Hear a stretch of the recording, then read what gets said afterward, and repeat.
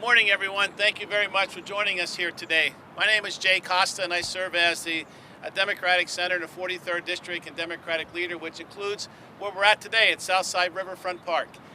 We're here today to deliver a message about boating safety and to ensuring that folks take the time to understand how important it is to properly boat here on our rivers in Pittsburgh and Allegheny County.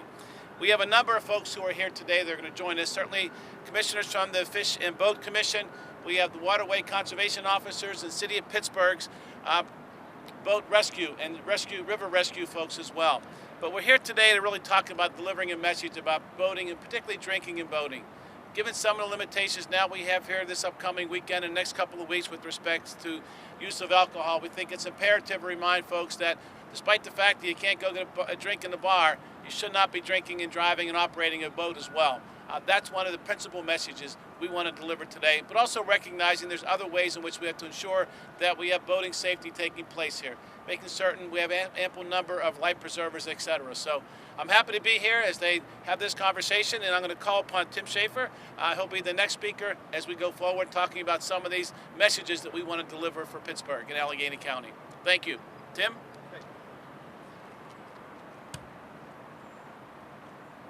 Thanks, Senator Costa, and thanks to everybody for being here today on this gorgeous day in Pittsburgh. So my name's Tim Schaeffer. I'm the Executive Director of the Pennsylvania Fish and Boat Commission, and thank you for joining us along the Monongahela River today. The Three Rivers was one of the most storied fishing and boating locations in all of Pennsylvania, really on all the East Coast, and we're happy to be here to take in the sights and to use this as a fitting backdrop to give you some very important messages heading into the 4th of July weekend. And I have to say that these messages don't just end with the 4th of July. The practices we'll be talking about today should be employed all year long when you're boating in Pittsburgh or anywhere else. Also like to recognize a few other people that will be making some remarks today. We'll have Fish and Boat Commissioner Rocco, who serves the 2nd District of Southwestern Pennsylvania. John Mahn's a member of our Boating Advisory Board. Waterways Conservation Officer Mike Johnson is probably the most recognizable person here to the boaters that are viewing. He spends countless hours patrolling the region and knows these waters better than anyone else. Thank you to the City of Pittsburgh, Mayor Bill Peduto, and the city's Public Safety Department, especially the members of River Rescue who are here today to help us to deliver this message. This property, thanks to the great partnership between the city, private conservation organizations, and state government agencies, is a prime example of how Pennsylvania's urban areas can offer some of the most unique fishing and boating opportunities around. Helping to develop more public access and education programs in places like this remains a major goal for the Commission. If there are any local governments that are listening to this today that are thinking, there's a spot in my borough or a spot in my township that I always thought would be great for a boat access or a place that could be improved, speak up. We'd love to help with you, love to help you develop something just like this. But again, the reason we're here today is because the 4th of July weekend is just about upon us. And while boating could be enjoyed year-round in Pennsylvania, 4th of July weekend really kicks off the boating season in a lot of places and is the heart of the boating season in others. We expect to see large numbers of anglers enjoying the waterways, fishing and boating. We want to see everybody having a good time, but they need to be safe and make good decisions. Again, that's why we're here today. We'll begin with the number one thing you need to keep in mind when you're on the water. Wear a life jacket. I have an inflatable life jacket on here. We've got a couple others we can display for you. That's the top thing that you can do to preserve your own safety and the safety on board your boat, of the folks on board your boat. Law requires that a life jacket be on board for everybody on your boat. Children ages 12 and under, and there'll be a lot of kids out of the water this weekend, children ages 12 and under must always wear a life jacket when aboard a boat less than 20 feet in length, and all canoes and kayaks and paddleboards. In 2019, we have 57 recreational boating accidents in Pennsylvania, unfortunately resulting in 8 fatalities. 7 of the 8 victims in 2019 were not wearing a life jacket. Year in and year out, we see about 80% of the boating fatalities are a result of people not wearing their life jackets. Life jackets must be U.S. Coast Guard approved and fit properly, and you can find out if they're Coast Guard approved by just looking on the inside. And when I say fit properly, they should be snug. They shouldn't be coming up over your head. If you hear those statistics and think that that could never happen to me, please think again. Just 6 days ago, we recorded our 6th fatality of 2020. 4 of the 6 victims this year were paddlers. 2 capsized from a canoe, 2 involved a kayak. In April, a 37-year-old man kayaking in the Delaware River in Bucks County capsized. He was not wearing a life jacket. Less than a week ago, a 24-year-old victim lost his life when he capsized the kayak on the Susquehanna River in Columbia. Again, not a life jacket in sight. In another case, not far from here, a 56-year-old kayaker in Armstrong County had a sudden cardiac arrest when paddling on a small pond. Went into the water and didn't make it. Again, was not wearing a life jacket. If you have a life jacket on and you have an incident like that, it may buy you some time for someone to get there, render assistance, and save a life. These are the kind of stories we're trying to prevent by being here today. It's no secret that in the wake of COVID-19, more Pennsylvanians than ever are getting outdoors and either discovering the water for the first time or rediscovering a pastime that they haven't tried for a while. As an agency, we've seen a dramatic increase in launch permits being sold this year, and we're hearing from sporting goods stores that they're selling out of kayaks. A great problem to have. We also know that when these first-time paddlers are on the water, some of them may have never been exposed to safety information. We encourage people to go onto our website, fishandboat.com, and take a basic boating course to get the basic information before you hit the water. Anyone needs that course if you're going to operate, if you're born after 1982 and operate a boat 25 horsepower or more. You also need to take that course if you operate any personal watercraft like a jet ski. So now I'm going to turn things over to WCO Johnson to give you some more tips to keep you safe on the water. Mike? Thank you, Director Schaeffer. Good morning, everybody. I'm Officer Mike Johnson, Pennsylvania Fish and Boat Commission. From fishermen on bass boats, kayakers enjoying paddling, pontoon boat operators, jet skiers, power boaters pulling a wakeboard, the water belongs to all of us to enjoy. And I'm also out there. While officers don't set out every day to break up a good time, our responsibility is to make sure everybody remains safe. Please never boat under the influence of drugs or alcohol. Simply put, boating while impaired increases the chance for an accident. Just like operating a motor vehicle on a roadway, Pennsylvania, a person operating a boat on the Commonwealth Waterways, the legal limit is 0.08 blood alcohol concentration. Alcohol affects balance, coordination, and judgment. BUI penalties include loss of boating privileges, significant fines, and imprisonment. This holiday weekend, from July 3rd to July 5th, Pennsylvania Fish and Boat Commission will participate in a nationwide effort called Operation Dry Water. This nationally coordinated effort aims to prevent boating accidents and fatalities through education and enhanced BUI enforcement. If you plan to drink as part of your holiday celebration on the water, please choose a designated boat operator. Please note that alcohol is prohibited at all Fish and Boat Commission lakes as well as Pennsylvania state parks. Now, I'd like to welcome Pennsylvania Fish and Boat Commissioner Rocco Ally. Sir?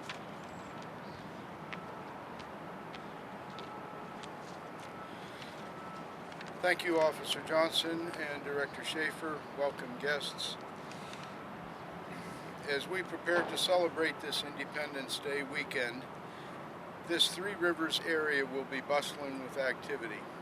I look forward to sharing the water with many friends, old and new, and expect that we can all help each other stay safe out there by offering another important reminder. When you're out on the water, have a float plan. Send a text, write a note to someone to let them know where you are planning to boat and when you expect to return. Plans can change quickly whenever we're out having fun, but keeping someone aware of your location throughout the day can ensure that help arrives quickly if you should experience a mechanical or medical emergency while on the water. Another important thing to keep in mind is when you're out on the water, carry a dry bag in which to keep your cell phone and other valuables while boating. Always map out where you'll be putting in and taking out. Be aware of any dams along the water trail that you may travel, and pay particular attention to posted warnings along the way. At this point, I'd like to welcome Pennsylvania Fish and Boat Commission Boating Advisory Board member John Mahn to round out our safety message. Thank you.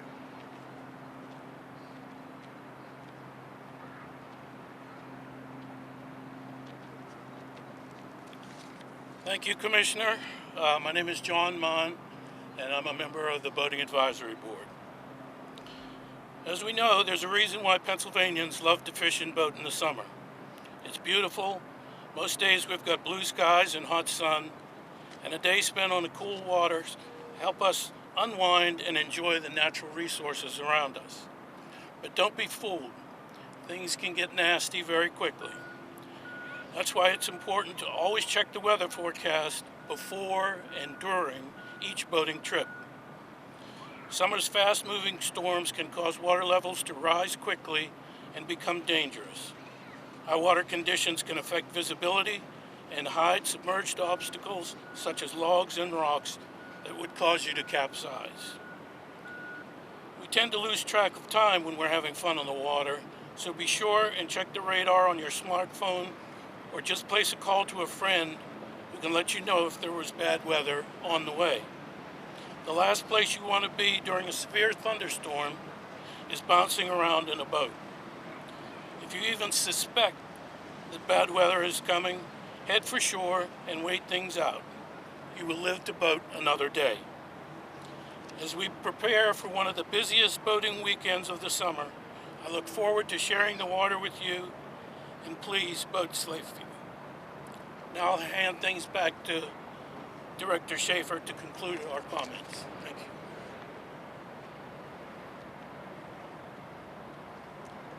So thanks, John. We hope those tips will be helpful to everybody who's watching today. Reminder, it's a great time to get out, have a good time, but please be safe when you're on the water.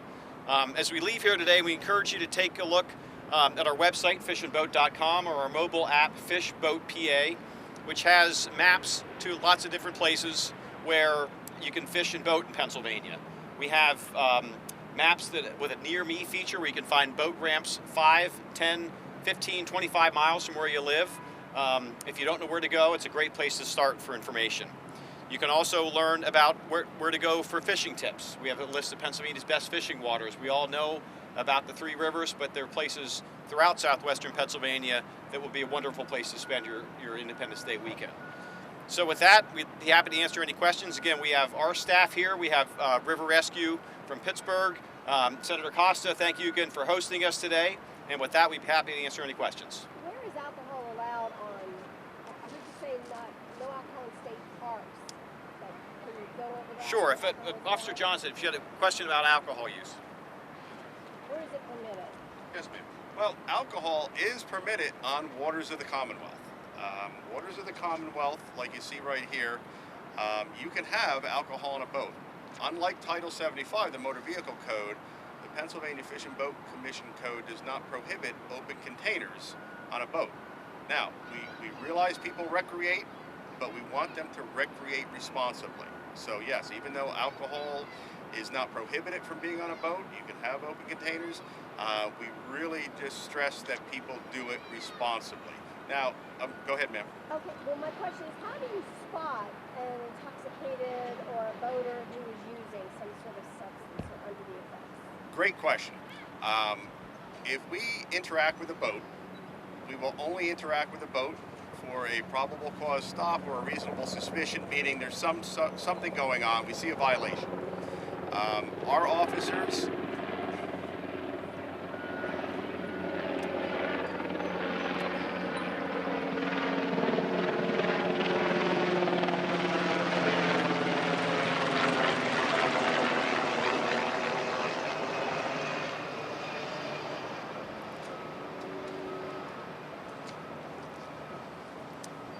Start again? Yeah, just No, I got it. your officers Our officers are highly trained in being able to detect impairment, not only alcohol impairment. Most of us have been through an advanced training called A-RIDE, to where we can spot individuals under the influence of drugs also, which is also becoming an issue out on the water. Can I ask you, what is the top things that an impaired boater is likely to do when impaired? I don't think I can put a number one, a finger on number one, but you will see a loss of inhibition, just like you'll see when somebody's at your house for a holiday and they have too much.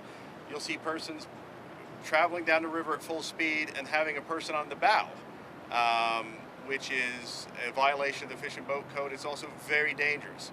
That can be something that may be impairment because the operator is not paying attention to his passengers. The passengers are all over the boat. So yeah, there's not a number one, but you'll see certain behaviors, and not being able to control your passengers is definitely a behavior. But you can also be cited for something and not be impaired, correct? I mean, there's Oh, other sure. violations. Yeah, the Fish and Boat Code has various regulations that we enforce to make the water safe. If we see a violation, and it could be as simple as something as simple as a registration violation, we'll interact with that boat operator. We'll make sure they have all the proper safety equipment. And if they don't have certain safety equipment items, yes, they can very well easily be cited for that. Because we take that very seriously.